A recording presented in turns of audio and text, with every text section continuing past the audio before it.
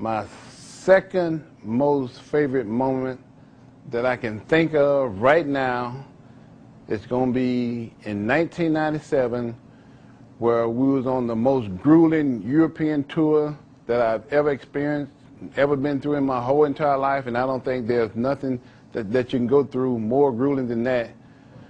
When we had 7 competitions in 11 days in like, 7 different cities in Europe. We was in Spain, Italy, we're in Germany, we're in England, we're in Budapest, we're in Russia.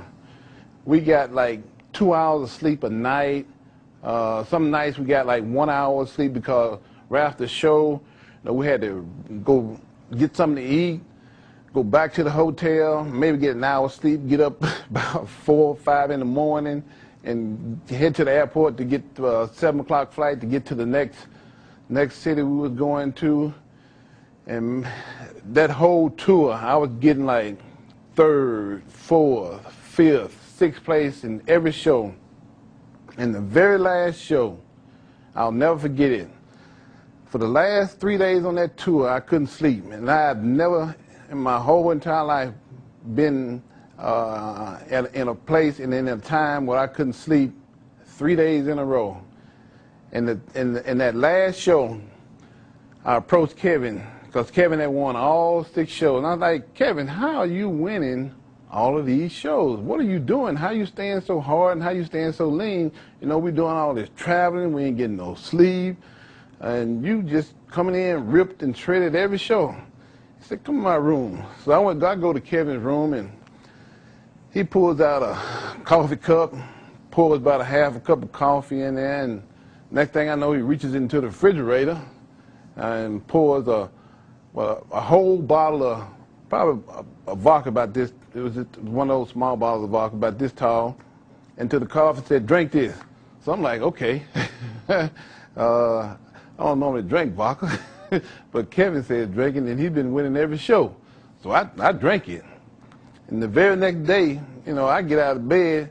Of course, I didn't sleep. I just laid down there and tried to sleep the best I could. I get out of bed, and I'm ripped to shreds. You know, I'm looking like Kevin. So we go to the show, and judges start calling me out, you know, in front of Kevin and stuff, and up there with Kevin. I'm like, wait a minute, what's going on here? I must look really good. So the next thing you know, I win the show. And this is after Kevin had won all 6 shows. This is the last show, and I'm getting 3rd, 4th, and 5th, and I just win the show out of nowhere. And that was probably the second most euphoric moment of my career.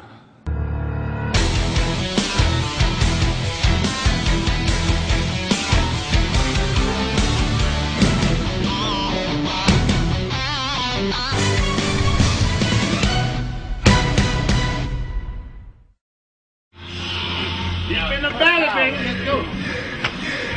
Yeah, buddy. Come on. Hey, wait. You ain't done. Got to get geek. All right. I bet you. Let's go. Ah! No! Go. Ah! Ah! Come on. Ah! Ah! Ah! Ah! Ah! Come on. Ah! Ah! 11. Come on. Ah! Woo! Anytime. 13, 14, 15, 17, 18, 19, 20.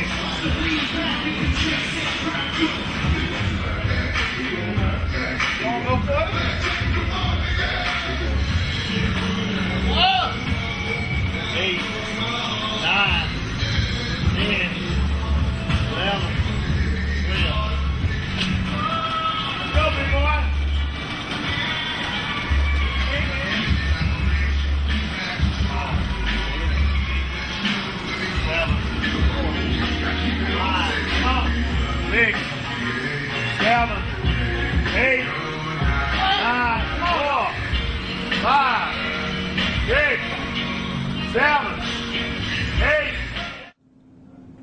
You've been so successful, obviously, throughout your career, but was it tough to find balance in other areas of your life since you reached such a height of success in bodybuilding?